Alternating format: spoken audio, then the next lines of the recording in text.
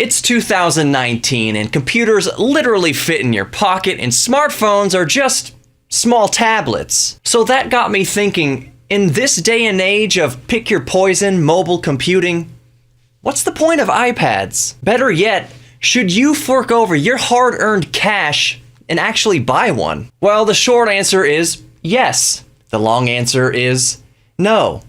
Even though yes is technically longer than the word no. You know what? Let's just talk about whether or not you should buy an iPad in 2019. Yeah.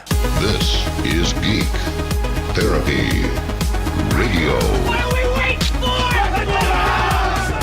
And now your mental curator, Johnny Hamburger.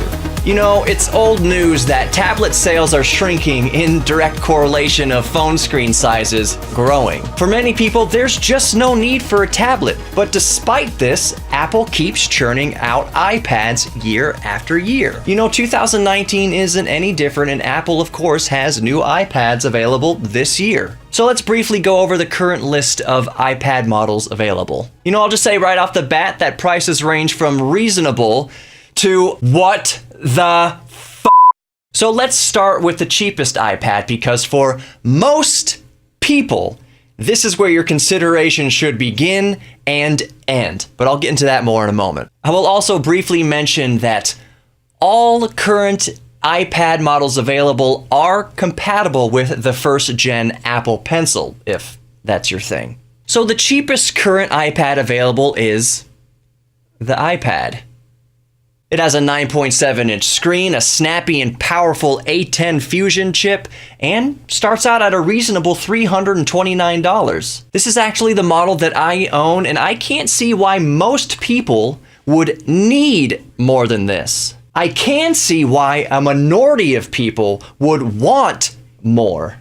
But again, for a good 90% of people, this basic iPad will meet or exceed your expectations. So at this point in the discussion, I will tell you that this model is why the answer to should you buy an iPad in 2019 is yes. From here on out, the rest of the models for most people will fall under the category of no.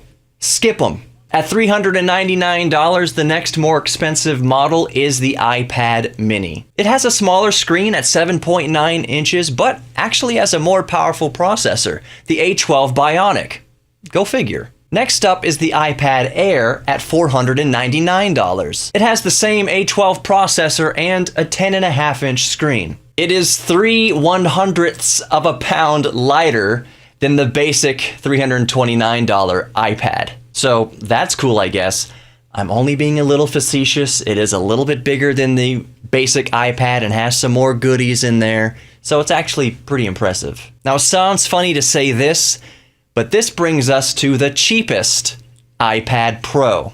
The 11-inch model starts at an eye-watering $799. I say eye-watering because remember, this is a tablet. It has no mouse and no traditional file system. At this price point, you can get a seriously powerful traditional mobile computer. Cue the little girl. What's a computer? I don't know, Apple. You tell us. The 11-inch iPad Pro does come with the A12X Bionic processor, and I will concede, this is a seriously powerful chip, but I think this gives us more of a glimpse into Apple's future than anything else, but that's for a separate discussion. And finally, the most expensive iPad, the 12.9-inch iPad Pro. This little doozy starts at $999 and goes all the way up to $1,899 for the fully spec'd, I can't even talk, 1 terabyte model. Clear. It also has the A12X Bionic chip and the fancy TrueMotion screen technology. By the way, that just means that the screen has a higher refresh rate than the traditional 60 frames a second that us plebeians are used to.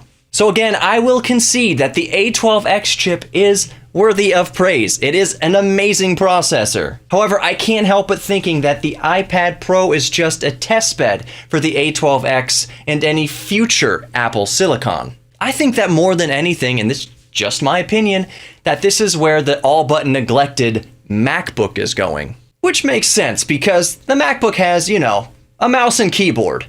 And that perfectly sets up my argument as to why the $329 iPad is actually the best tablet for most people. And spending anything more for most people is just a waste of money. Okay, so let's have a little heart to heart. Just you and me, super honesty time. What do most people use a tablet for? Streaming video content, playing some games, surfing the web, maybe checking some email. But let's say you're in the minority of consumers who will actually use a $1,900 iPad for CAD work or photo or video editing. Wonderful.